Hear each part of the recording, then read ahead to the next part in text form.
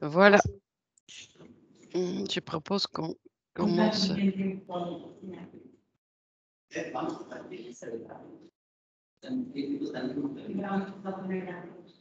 Mag ik vragen om de micro's af te zetten, alsjeblieft?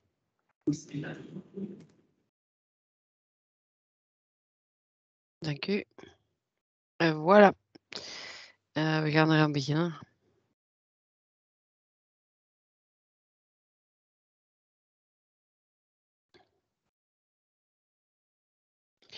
Voilà, donc les points habituels sur l'agenda, avec le focus évidemment sur la situation vaccinale, je pense. Donc, si on regarde la situation épidémiologique, donc on voit toujours que le nombre de cas positifs par 14 jours par 100 000 personnes continue à augmenter. On est aujourd'hui à 575 cas positifs. Mais aussi avec donc, le nombre de tests qui est en train d'augmenter de nouveau, donc surtout lié avec des retours de voyage et un taux de positivité qui reste stable donc, vis-à-vis de la semaine passée. Par contre, donc, au niveau des hospitalisations, donc, on voit maintenant donc, qu'il y a quand même une augmentation. Il y avait une légère stabilisation en fin de la semaine passée, mais donc les hospitalisations et les personnes en soins intensifs ont encore un peu augmenté début de cette semaine. Et le nombre d'essais a également augmenté, mais on est passé maintenant de, en moyenne, une personne par jour à 2 personnes par jour pour le moment. Et comme vous voyez ici à gauche, vous voyez que le nombre de personnes qui testent le plus positif se trouve donc toujours dans les catégories d'âge plus jeunes et vraiment beaucoup dans la tranche d'âge entre 10 et 19 ans. Dus we zien hier dus dat de epidemiologische situatie dus verder evolueert in de richting die we niet zo graag zien. Dus met het aantal positieve gevallen die op 575 nu zit per 100.000 inwoners op 14 dagen, maar die ook wel gerelateerd zijn, ook uitgelegd zijn met een aantal testen dat terug aan het toenemen is. En met dus een positiviteitsratio die ongeveer stabiel blijft. Dus toenemende testen nog met een toenemend aantal terugkerende reizigers de laatste week. En dus we zien langs de andere kant wel dus dat de hospitalisaties verder aan het stijgen zijn. Dus, oei, en ik zie dat de presentatie weg is. Met dus een lichte stabilisatie eind vorige week, maar het begin van deze week toch terug een kleine stijging. Zowel voor de aantal hospitalisaties als de intensieve zorgen. En ook een kleine stijging van het aantal sterfgevallen, dus waarvan 1 persoon gemiddeld per dag naar 2 personen gemiddeld per dag zijn gegaan. Dus als we dan kijken verder, dus inderdaad, dus het aantal positieve gevallen zien we hier dus vooral in de jongere leeftijdscategorieën. En we zien dus ook dat het inderdaad dus bij de 10 tot 19-jarigen zowel het aantal positieve gevallen als ook dus de positiviteitsratio aan het stijgen is eigenlijk. En we zien natuurlijk ook dat er daar ook een link is met de lage vaccinatiegraad bij die jongeren. Dus ook een van de redenen waarom dat er verder wordt ingezet op vaccinatie dus van die jongere leeftijdscategorieën. Et donc on voit ici donc nombre de cas au niveau des 10 jusqu'à 19 ans, également le taux de positivité, etc. est vraiment très élevé, raison pour laquelle donc on essaie aussi vraiment de mettre l'accent sur le taux de vaccination qui reste assez faible ou très très faible même pour les adolescents dans la région. Donc, alors, au niveau de testing, donc, on a toujours donc, nos 7 centres de test pour le moment qui sont actifs et donc Schaerbeek qui a été remplacé par le centre de test Saint-Josse et donc le bus qui est toujours là à la gare de Midi. Et donc la capacité de testing reste toujours en place avec assez de capacité. Donc, il n'y a pas d'inquiétude à ce point-là. Dus goede testcapaciteit met de centra die er zijn. En we zien ook verder dus dat inderdaad nog altijd het aantal reizigers dus in absolute waarde nog altijd blijft toenemen. Dus niet vorige week, maar de week daarvoor zijn dat dus eigenlijk 900 van de positieve gevallen die worden uitgelegd door mensen die terugkomen vanuit rode zones. Met dus ook een positiviteitsratio die lichtjes gezakt is, maar toch ook zeer hoog blijft voor de terugkomende reizigers. En dus voor de terugkomende reizigers uit Marokko zien we dan nog altijd dat er zeer veel mensen aan het terugkomen zijn. 6000 in de week, dus de laatste week van augustus. En met een positiviteitsratio van 10%. Donc on voit toujours que le nombre de cas positifs est beaucoup influencé par les voyageurs. Donc on a, dans la dernière semaine d'août, on a 900 personnes qui sont revenues d'une zone rouge et qui ont été testés positifs. Et donc, avec un taux de positivité qui a un tout petit peu diminué, mais qui reste quand même toujours élevé. Et donc, notamment pour les retours de voyage revenant de Maroc. Donc, on a eu la dernière semaine de août 6000 personnes qui sont revenues avec un taux de positivité de 10%. Donc, la raison pour laquelle donc, on a mis en place notre plan de la rentrée sereine, donc avec les 4 règles que vous connaissez entre-temps, je pense. Donc, de respecter les règles sanitaires, de se faire tester quand on a risque, de rester vigilant après een retour voyage et de se faire vacciner. Dus vandaar ook nog altijd onze 4 blokjes van ons plan om terug naar school septembermaand goed aan te pakken, zoals u hier kan zien. Dus nog eens de boodschap opnieuw dus van mensen die terugkomen van reizen, zeker voorzichtig te zijn. En zeker op tijd zich te laten testen en ook te vermijden om met kwetsbare personen in contact te komen. Alors, si on regarde la situation vaccinale, donc on voit aujourd'hui donc on est toujours donc au niveau de première dose, donc au niveau des 65 plus et des 45 jusqu'à 64, qu'on est dans le bon, disons, qu'on est de plus que 80%, même en deuxième dose maintenant pour les 65 plus. On est dans des pourcentages de 70 plus et 73% pour les 45 jusqu'à 64. Mais par contre, au niveau des catégories plus jeunes, donc entre 12, 17 et 18 jusqu'à 44, il y a encore beaucoup de marge de progression, beaucoup de points d'amélioration qu'on peut faire. Et donc, toutes nos actions qui se focalisent sur cette tranche d'âge-là. Point important à mentionner quand même, donc c'est toutes les personnes qui se sont fait vacciner à l'étranger. J'ai eu aussi contact avec quelques journalistes d'entre vous la semaine passée qui sont aussi avec d'une autre origine, disons, de notre pays, qui ont aussi également été vaccinés à l'étranger. Et donc, vraiment, la demande à vous de se faire enregistrer dans Vaccinet, donc via un médecin généraliste. Si vous n'avez pas un médecin généraliste, vous pouvez toujours appeler le 1710. Et donc, avec ça, on peut donc aussi voir combien de personnes ont réellement été vaccinées versus le pourcentage qui est maintenant affiché pour notre région. Dus we zien nog altijd in onze cijfers dus dat voor de 44-plussers, 45-plussers het cijfer zeker goed loopt. Met 65-plussers ook, dus boven de 80% nu ook voor de volledige vaccinatie. We zien nog altijd dus dat in onze jongere leeftijdscategorieën, ondanks dat er daar ook wel zeker de grootste progressie te meten valt, dat we daar dus nog zeer veel progressiemarge hebben. En dus vandaar dat we ook al onze acties daarop blijven focussen. En dus ook nog eens de boodschap dat iedereen die zich in het buitenland heeft laten vaccineren, om alsjeblieft contact op te nemen met een huisarts, om op die manier zich ook te laten registreren in ons systeem en op die manier een beter zicht te krijgen op onze echte vaccinatiegraad, want we weten dat die onderschat is. Donc, on a fait déjà dans notre région 1,3 45 000 doses entre-temps. Donc, c'est vraiment plus élevé que les chiffres pour les Bruxellois. Donc, ça veut dire qu'on continue aussi à vacciner pas mal de gens qui viennent aussi d'autres régions ou de l'étranger ou des personnes sans papier, etc., qu'on enregistre par la suite. Mais donc, voilà, donc la campagne se poursuit quand même. Alors, donc, au niveau des pourcentages, donc, c'est les pourcentages que j'ai mentionnés et donc avec le focus surtout sur les catégories d'âge que vous voyez ici en bas, donc les catégories d'âge les plus jeunes. Donc, alors, tout ce que tout le monde attend, donc on a fixé notre objectif de 16 000 premières doses par semaine. Malheureusement, on n'y est pas arrivé la semaine passée encore. Donc, on avait attendu une augmentation avec la rentrée, mais malheureusement, ça ne s'est pas fait. Donc, on est tombé à presque 10 000 doses, première dose la semaine passée. C'est surtout donc une diminution dans les centres de vaccination. Donc, les actions locales, donc tout ce qu'on a fait comme actions décentralisées, etc., on voit une augmentation. Mais par contre, on est passé de 9 000 à 7 000 doses en centre de vaccination la semaine passée. On ne sait pas encore très bien pour quelles raisons. Sans doute que c'est lié aussi avec la rentrée et que les personnes avaient d'autres choses à préparer qu'elles allaient se faire vacciner.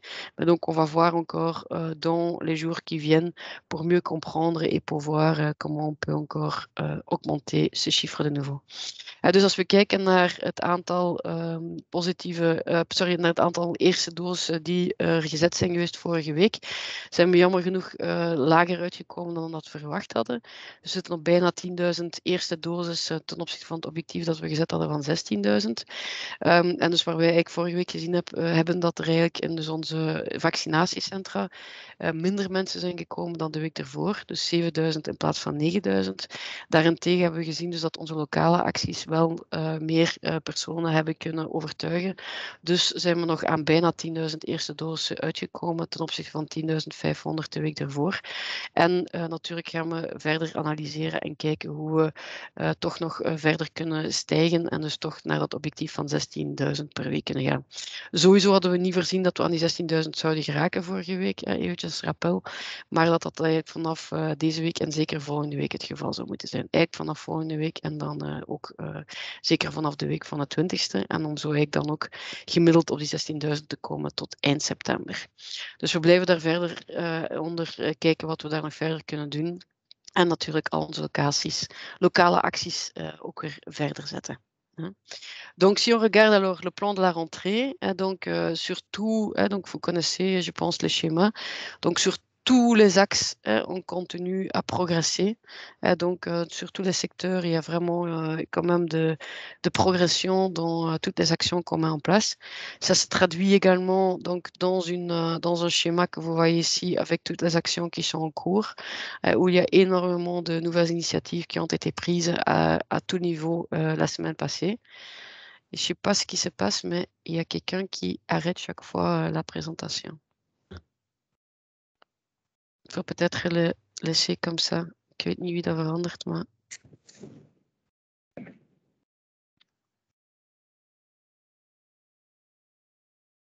Ja, dus eventjes, dit plan kennen jullie, ons plan van de rentrée. Dus er zijn op alle mogelijke niveaus, in elke sector zijn er verschillende acties en vooruitgang geboekt.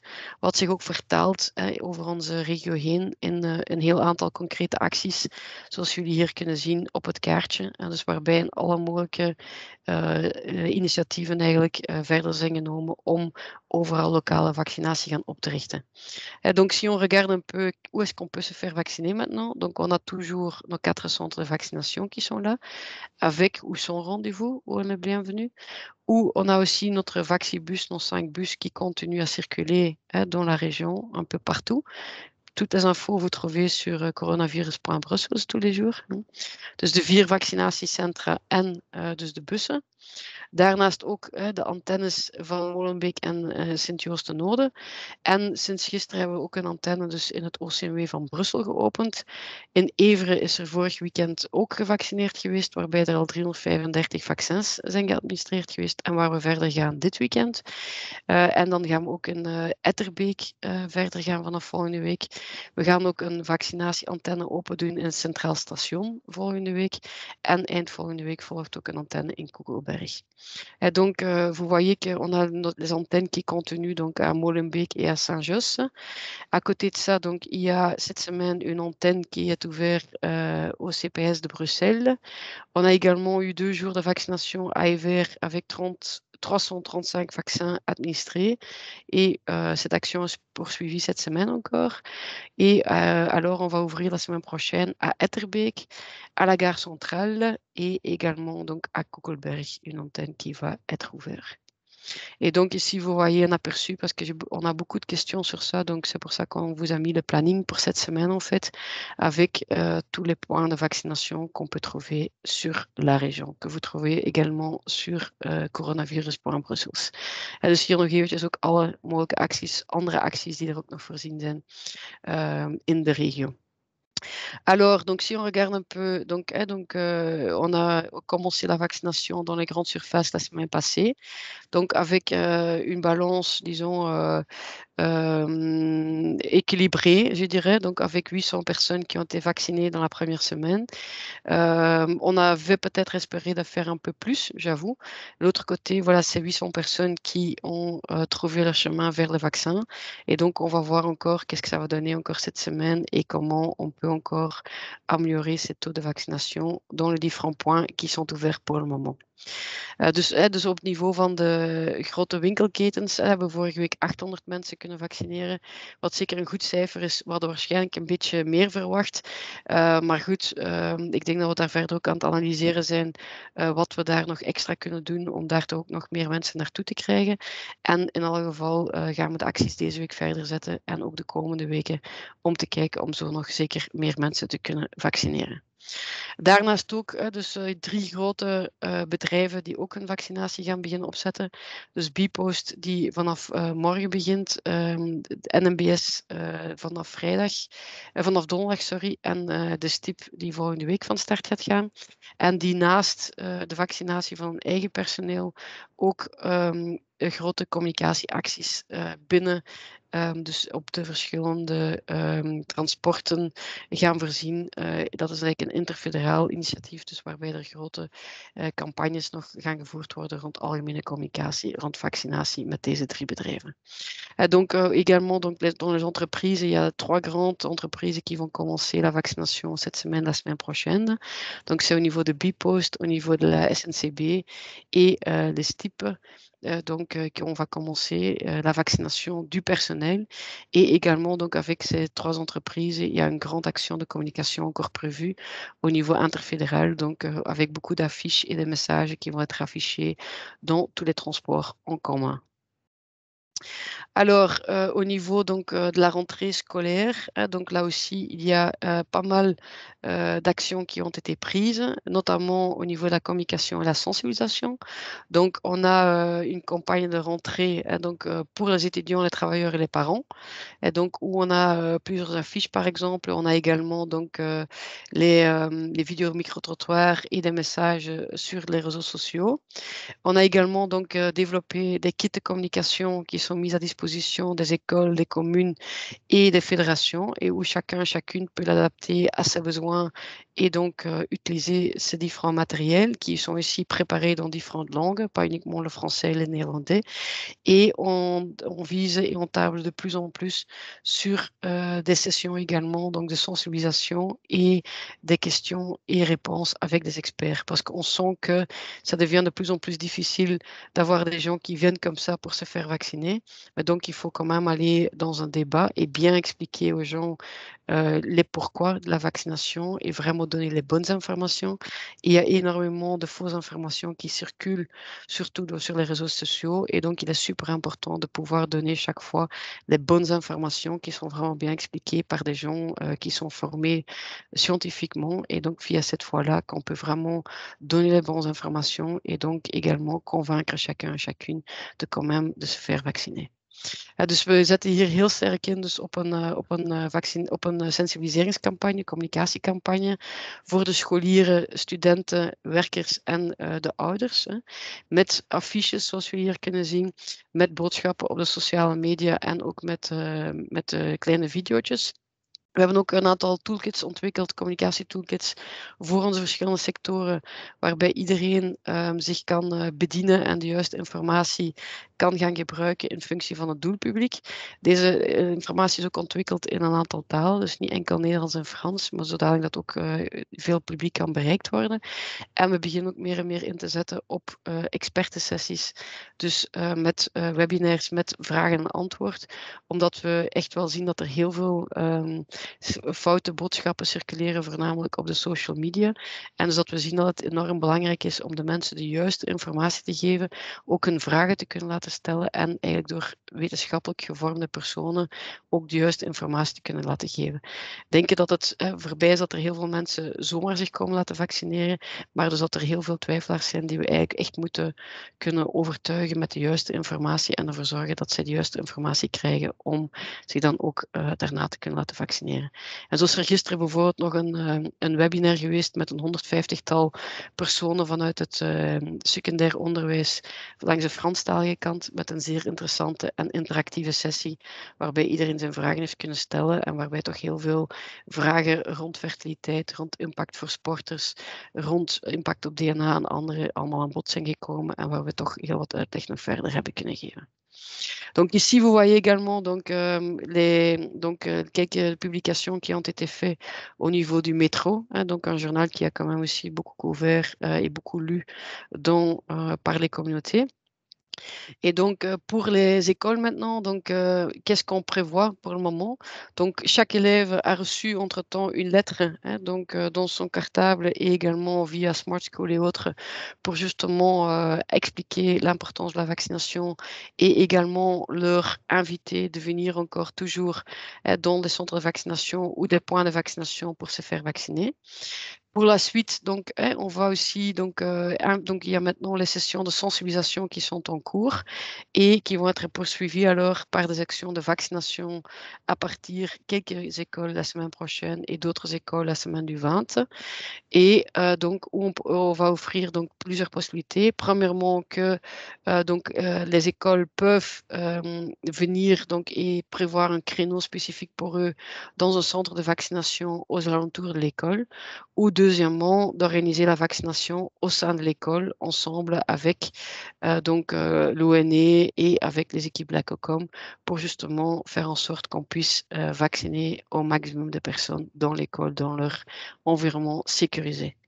Dus op niveau van de scholen zijn we vooral gestart, dus iedereen heeft een brief meegekregen en op papier en ook via Smart School en zo verder, om iedereen goed te informeren van het belang van vaccinatie en dat vaccinatie nog altijd kan in elk van onze vaccinatiecentra en vaccinatiepunten, met of zonder afspraak op voorhand. En daarnaast dus dat we de vaccinatie gaan opstarten in enkele scholen als piloot volgende week en dan op grotere schaal de weken daarop, met eigenlijk twee mogelijkheden, waarbij dus de scholen echt een specifiek afspraak kunnen boeken in een vaccinatiecentrum in de buurt, of een vaccinatiepunt natuurlijk. En ten tweede ook om te kijken of we dan samen in de school ook een aantal vaccinatiepunten kunnen opzetten. Er wordt vaak gevraagd van waarom zijn jullie nog niet gestart met vaccinatie en bijvoorbeeld in Genk al wel. De enige reden is eigenlijk omdat we van iedereen horen dat we zeker eerst moeten starten met sensibiliseren alvorens over te gaan tot vaccinatie. Er is toch wel een redelijke barrière die nog moet overwonnen worden, horen van iedereen.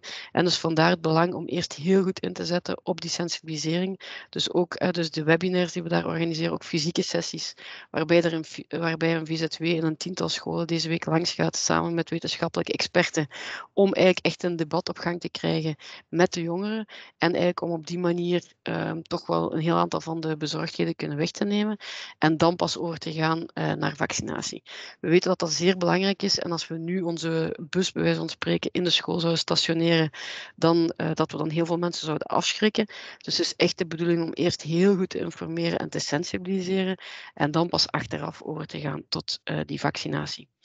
Dus daarnaast ziet u ook dus dat we ook in een aantal hogescholen en universiteiten gaan beginnen. Dus de vaccinbus die in UCL Saint-Louis gaat staan volgende week. En ook een tijdelijke antenne die zal opgericht worden aan de VUB in Etterbeek. Et donc, pour résumer sur les actions pour les écoles, donc on a... Donc, comme je l'ai dit, donc, on a déjà donné la lettre à chacun et chacune. Cette semaine et encore une grande partie de la semaine prochaine, c'est vraiment consacré à la sensibilisation. On a entendu de tout le monde que c'est vraiment très, très important de d'abord sensibiliser et après de commencer seulement avec la vaccination. On sait bien qu'à Genk, par exemple, ils ont commencé hier avec la vaccination, mais c'est vraiment un choix délibéré qu'on a fait pour justement dire on va d'abord vraiment mettre et viser la sensibilisation, bien informer chacun et chacune, répondre aux questions, raison pour laquelle on a aussi donc engagé une ASBL que vous voyez ici à droite, qui vont vraiment faire des débats avec les étudiants et les adolescents pour vraiment enlever toutes les questions qu'ils ont encore. Et par la suite, donc quelques écoles pilotes la semaine prochaine et plusieurs écoles à partir de la semaine du 20 pour commencer avec la vaccination alors. Et à côté de ça, donc, on regarde également avec les autres écoles et les universités, qu'est-ce qu'on peut faire. Et donc, il y a le Vaxibus qui va se stationner à l'UCL Saint-Louis la semaine prochaine et une antenne temporaire qui va être ouverte à la VUB à partir du 16 septembre. Alors, encore une autre chose qu'on a fait la semaine passée, donc on a commencé une première pilote de vaccination qu'on appelle Pharma on Tour, où on a dans une pharmacie pendant 3 jours vraiment essayé de sensibiliser les patients qui venaient à la pharmacie et de passer la vaccination par une équipe qui était prévue à ce fait juste en dehors de la pharmacie. Et donc, on a fait ça dans la pharmacie à Molenbeek, hein, donc dans le quartier maritime. On a quand même pu faire une quarantaine de vaccinations sur 3 jours. Et cette semaine, on continue donc avec la pharmacie à Schaerbeek, le quartier de Collignon, où on va justement essayer de faire de la même manière et voir ce que ça donne. Et donc, où on va aussi encore mieux mettre en place des actions de sensibilisation dans le quartier maintenant et justement laisser le rôle à la pharmacie de confiance et donc de proximité également. Et comme vous savez, à Bruxelles, il y a entre 30 et 40 personnes 30 et 40% des personnes qui n'ont pas de médecin généraliste et donc qui ont vraiment leur pharmacien comme personne de confiance. Et on a vu la semaine passée déjà que ça fonctionne et que la pharmacie peut sensibiliser et par la suite justement passer l'acte de la vaccination et comme ça, on a de nouveau gagné des personnes qui sont maintenant vaccinées. On va encore miser un peu plus sur la sensibilisation autour maintenant de les quartiers pour augmenter un peu les volumes également. Maar donc un bon premier test qui va être poursuivi cette semaine à Schaerbeek. Dus we hebben ons pilootproject gehad van Pharma on Tour.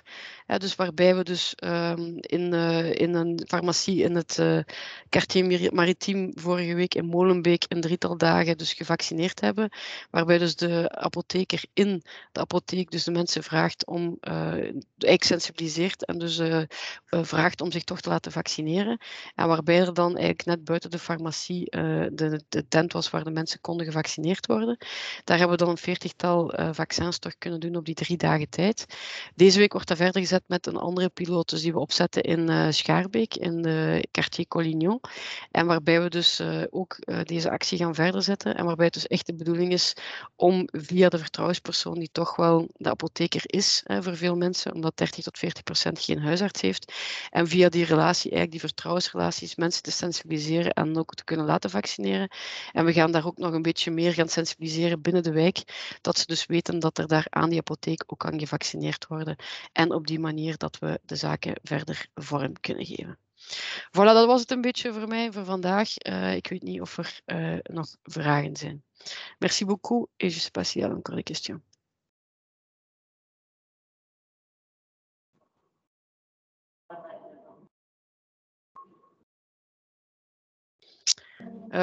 Je vois Louis Parmentier. Oui, bonjour, j'espère que vous m'entendez bien.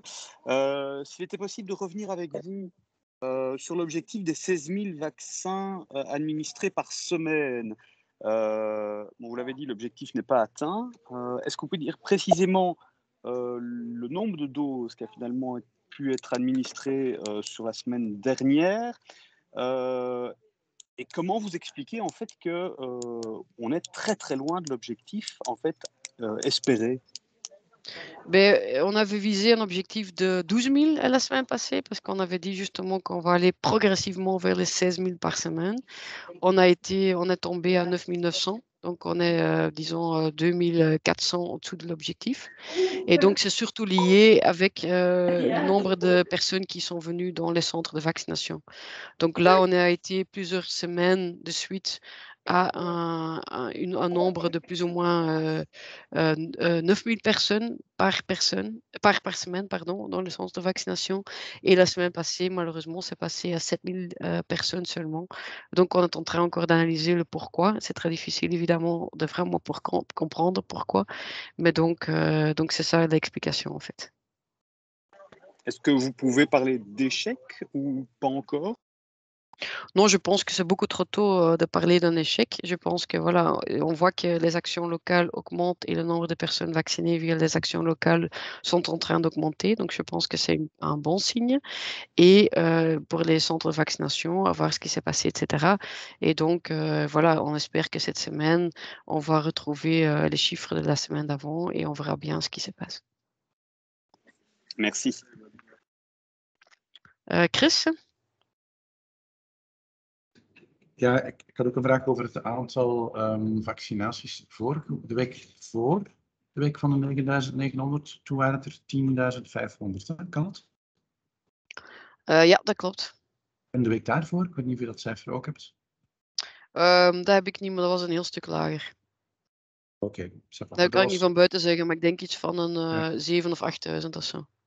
Oké, maar dat is alles wat ik wou vragen. Bedankt. Alsjeblieft. Sveni? Oui, bonjour. Vous l'avez dit, hein, l'objectif des 16 000 n'a pas été atteint. Du coup, pour cette semaine et les jours à venir, quel est l'objectif visé?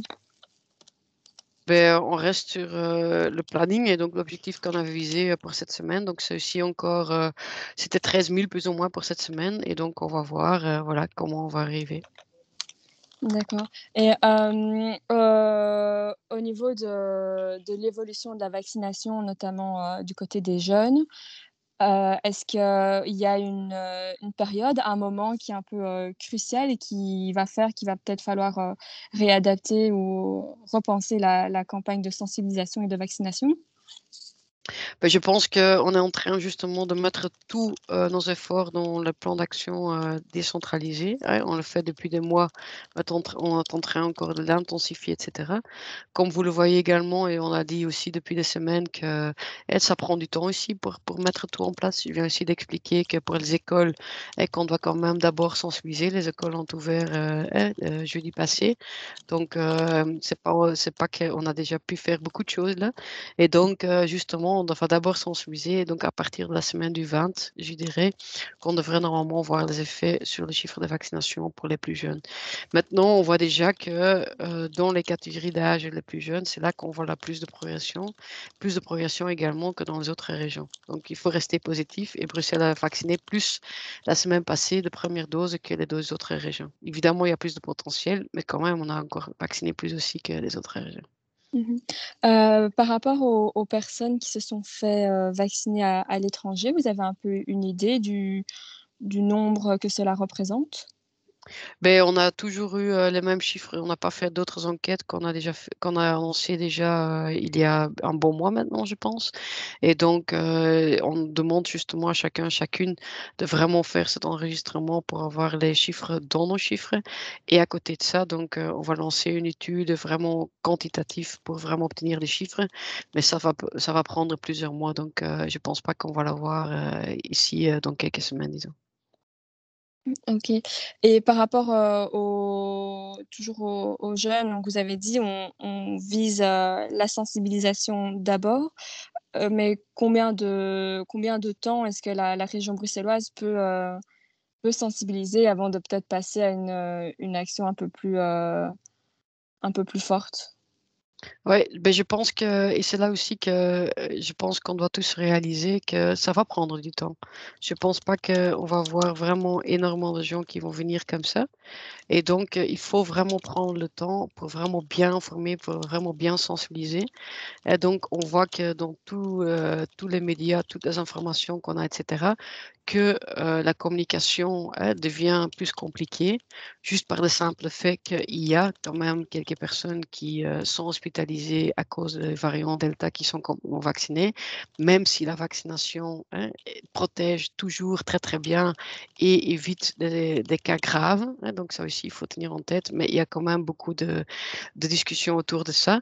Et deuxièmement, on sent aussi qu'il y a beaucoup de gens qui ont beaucoup de questions au niveau de la fertilité, au niveau des effets sur les prestations sportives, au niveau de l'impact sur l'ADN, etc., etc.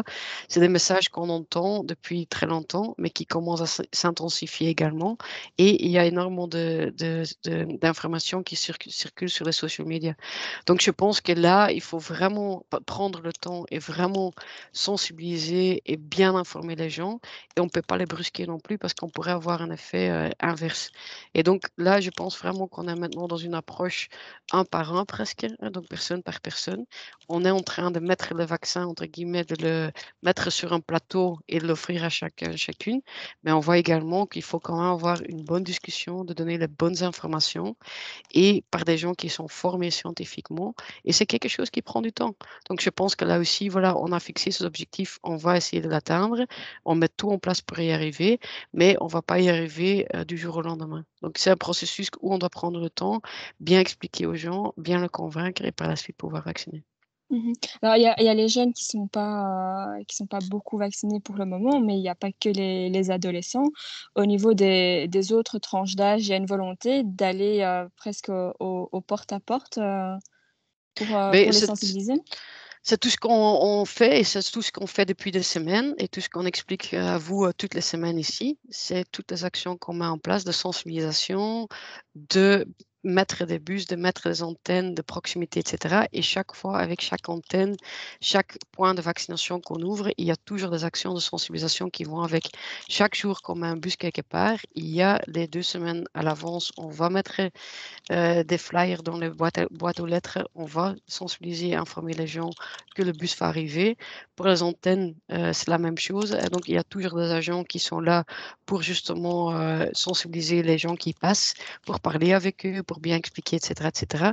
Il y a aussi beaucoup de communication donc, envers la population pour informer que l'antenne est là, qu'ils peuvent se faire vacciner, etc. Donc, je pense qu'on vise depuis des semaines déjà toute cette population et qu'on essaie de les informer au maximum et justement atteindre tout le monde, chacun, chacune. Et à côté de ça, donc, on met maintenant de plus en plus des points de vaccination encore de proximité. On est en train d'intensifier le nombre de points qu'on a à côté de chacun. Et donc, avec ça, voilà, je pense qu'on va quand même pouvoir encore atteindre plus de monde. Et ces actions locales, elles peuvent rester pendant combien de temps? Est-ce que vous espérez avoir réussi à convaincre pour la fin d'année ou pour plus tôt? Je sais pas du tout décidé pour le moment et on vise notre objectif là de 65% pour fin octobre et par la suite, on va voir tout le reste. D'accord, merci beaucoup. OK. Véronique? Oui, bonjour. Je me demandais si vous aviez fixé des objectifs chiffrés pour la vaccination en milieu scolaire ou s'il y a une capacité prévue déjà en termes de doses, d'équipes disponibles, etc. Oui, on a fait tout un planning pour ça, évidemment. Donc, les chiffres de 16 000 ont été décomposés par secteur et par et donc également pour les écoles, évidemment. Mais voilà, je ne sais pas si ça vaut vraiment la peine de tout, voilà, tout partager avec vous tous. Mais en effet, on a fait un objectif et donc ça va augmenter. Donc, quelques pilotes la semaine prochaine et après une augmentation à partir du 20 septembre.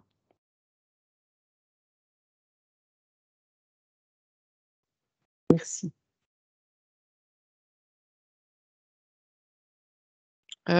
Chris, is dat een nieuwe hand of een oude hand? Dat is een nieuwe hand. Ik vroeg me nog af, ja, als je kijkt hoe moeilijk het is om extra vaccinaties te krijgen, bijvoorbeeld bij de apotheken op 3 dagen tijd 40 vaccins, dat is niet zoveel, hè? Dat is misschien eentje per uur bijna, maar leidt die langzame vooruitgang niet voor een coronapas? Voor een uitbreiding van het COVID-safe-ticket, zoals we het nu kennen? Maar ik denk dat iedereen weet dat die discussies bezig zijn. En dus de toekomst zal ons vertellen wat daar rond gaat beslist worden. Hè. Met andere woorden, dat is voor het politieke niveau. Ja, inderdaad. Oké. Voilà. Ok, voilà. S'il n'y a plus de questions, je vous souhaite tous une bonne journée. Een fijne dag verder. Bedankt. Dag. Dag. Merci beaucoup.